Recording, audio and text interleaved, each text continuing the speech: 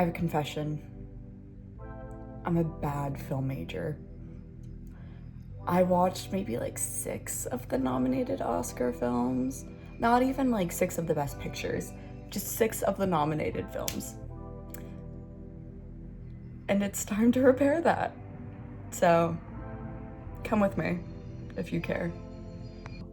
Apparently, not only am I a bad film major, I'm also a bad YouTuber. I realized I never explained what this video was supposed to be. On my watch list are Hamnet, One Battle After Another, Secret Agent, Train Dreams, which I watched last night, so we will also be discussing that. Blue Moon, If I Had Legs, I Would Kick You, Song Sung Blue, and Marty Supreme. Marty Supreme is not out yet anywhere, so we'll see how I watch that, but it'll be watched. But yeah, I guess let's discuss Train Dreams in a second, shall we? I'm back now. I've had my snack. Nutter Butters and frozen bananas, very good. I watched Train Dreams last night. Oh, side note before I actually get into Train Dreams.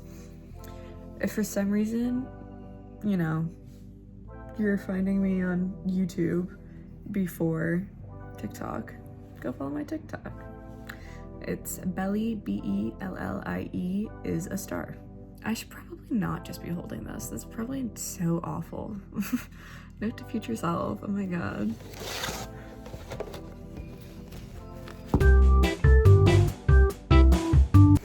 Is that fine? I think that's fine, right? I hadn't heard of that until it was Oscar nominated, which I think is really such a shame because that was such a gorgeous movie. That was like, I walked into my roommate's room afterwards and I said, whew. And she goes, you wake up from a nap or something? And I go, oh no, I just finished a movie and I bawled my eyes out. And I did. I maybe cried for like half an hour after that. And, you know, throughout it. That was a lot. But, okay, the premise for those of you that don't know, it's about the beginning of the 20th century, I think. And it follows this logger in Idaho.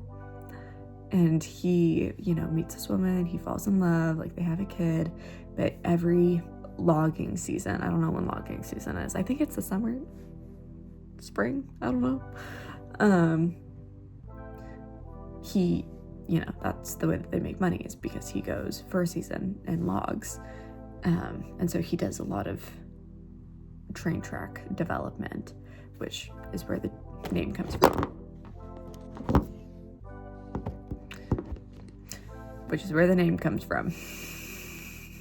It follows his life, and it's just so internal, which is a gorgeous thing that you really never see in movies that much anymore. It's just being able to witness it. Okay. Witness this character in a way that is so much more than just like plot driven or character driven.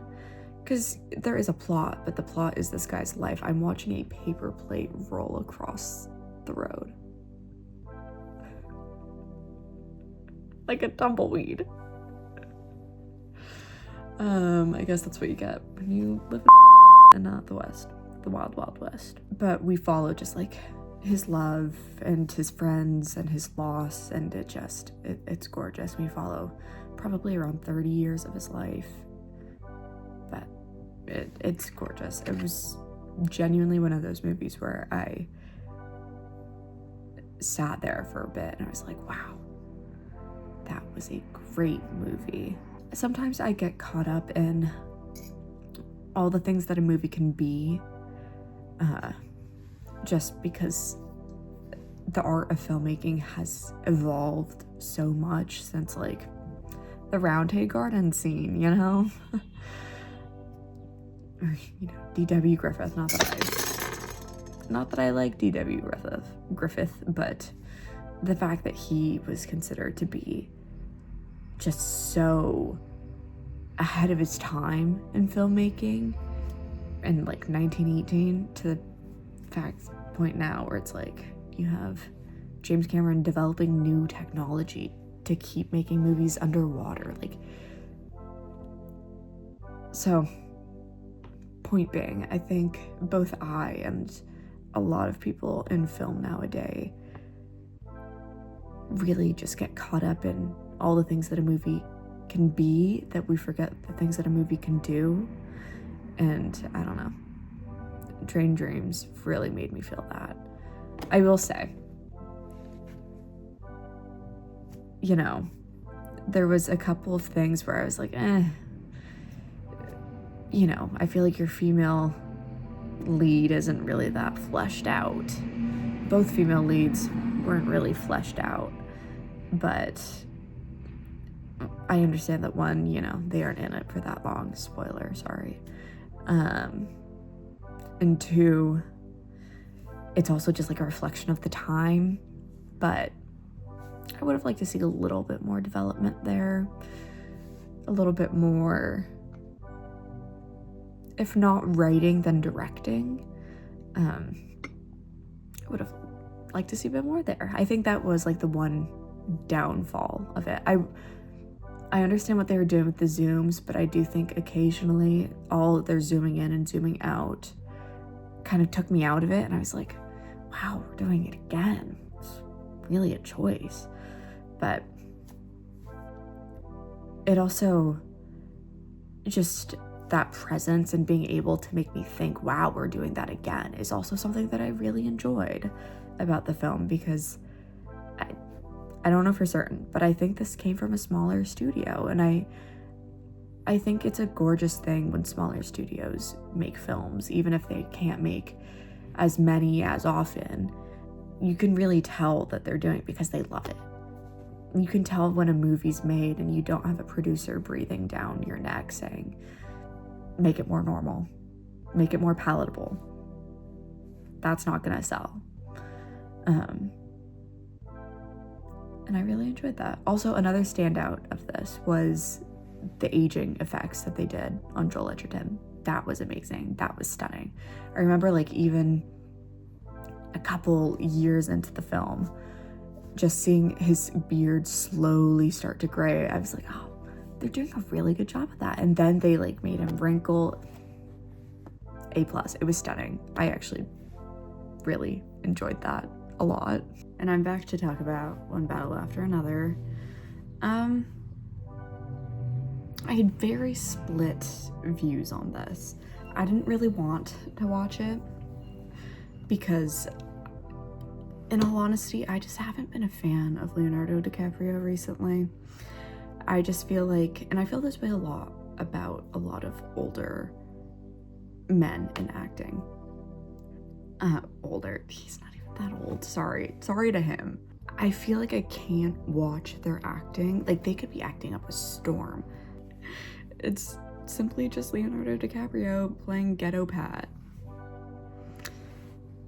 That's just really what it is. Never for 1 second of the movie was I able to think, wow, Ghetto Pat. It was always, why is Leonardo DiCaprio running like that? Why is Leonardo DiCaprio doing that with his lips? Why is Leonardo DiCaprio making that decision? So that was my, can you hear my roommates? That was my issue going into it. And you know what? The issue persisted. I was right. That being said, though, it technically was great. I just didn't like the way that a lot of the social aspects of the film were handled or played out. Like, and hear me out on this one, because I'm not entirely sure it was her fault, but I felt like Teyana Taylor had Madison Beeritis, and I'm sorry to say that, but I just felt like, you know what, thinking about it now, I don't think it's her fault. I'm making that decision 100%. I don't think that was her fault. I think that was Paul Thomas Anderson's fault. I mean, come on now. The way that she was dressed, yes, you know, it made her look good, and that's okay. However, further than that, the directing and the writing was just not in her favor. It was just every time where I was like, oh, well, that could be an interesting thing to develop for her character. We just went, boop. Nope, forget about it. You actually didn't see any character development at all. You didn't see any character building at all. Forget about it. I do think Chase Infinity is a highlight of the film, probably in spite of Paul Thomas Anderson's directing, if we're being so honest. I don't know, I was kind of reminded of that story where Fiona Apple quit after a night out with him and Quentin Tarantino, and it's like, yeah, that makes sense. If you know me, you know that I'm also not really a Quentin Tarantino fan. I have the same views on him. I think he's technically really gifted. I don't like his whole shtick, and I think he's so this kind of felt like a Tarantino reject script, and it just went to his bestie, and I wasn't really a fan of that. I just wish that he had a bit more of his own voice in this, but it's whatever. I will say that the hilly driving scene at the end is an absolute masterclass. Personally, I think that was absolutely amazing. That was the most into the film I had been, except for Chase Infinity, but we've already discussed that. I genuinely was sat there watching it, like gripping my arms, like that was good to watch. Which I understand that you can't really do that for the entire film, but I just kind of wish that he harnessed a bit more of that. But yeah, those are my thoughts. Who knows, maybe I'll do some more research and think that he actually did all of this on purpose and that he's actually just a genius and I didn't realize it. But without doing any research, those are my thoughts. I finally got to watch Hamnet. I was meaning to watch Blue Moon, but you know, Netflix password sharing. I'm in college, I couldn't do that. So I instead went on to Hamnet, which I had really been wanting to watch. But if you know me, you know that I have a hard time going into a movie that I know is going to be sad. I guess I kind of avoided watching it in theaters, even though I really wanted to watch it. But I enjoyed it. It kind of slogged in the middle, which I was starting to lose interest, and I was really just like, no, just keep watching. Just keep watching. The ending's supposed to be really good, and it was. The ending was really good. Not even necessarily because it was emotional. It was, but I didn't even find that to be the main factor as to why I was so then interested in the ending.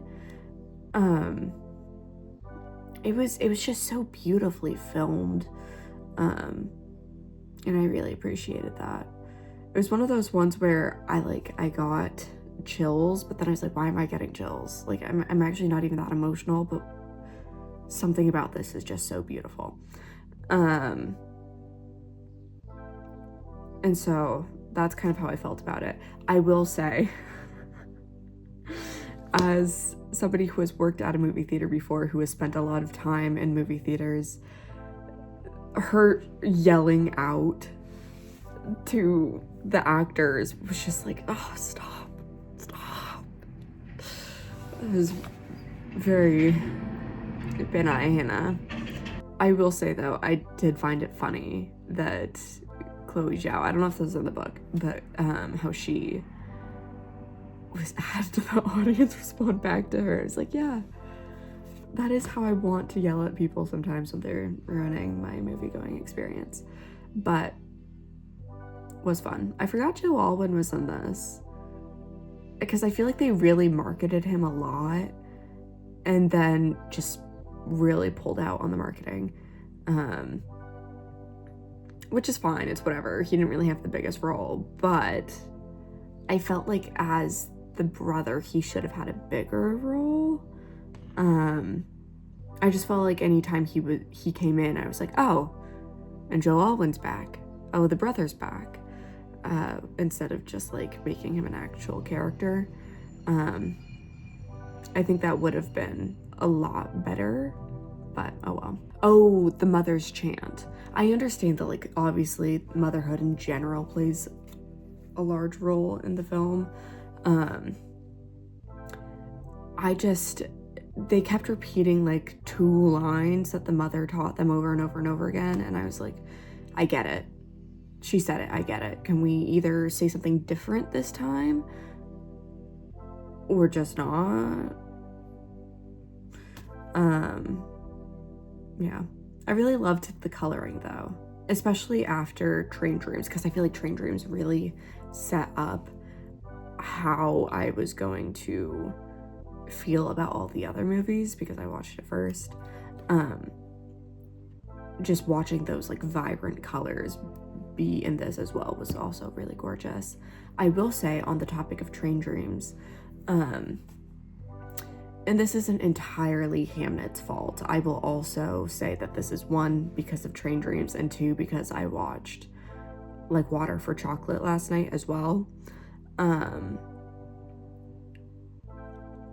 They just didn't age them at all. I was not sure how old these characters were supposed to be in the slightest.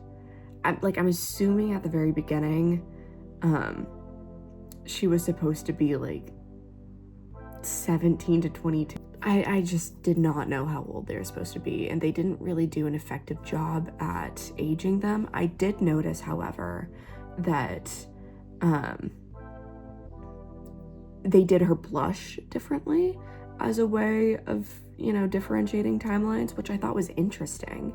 I noticed that they did like a really bright kind of blotchy dark blush in the beginning, and I felt like that made sense. Like, she spent a lot of time running around in the woods with her hawk, and then as she aged, it kind of turned into this more like orangey blush, which I guess I'm not sure why, but I guess it did make her look a little bit older, but I'm also not a color expert, so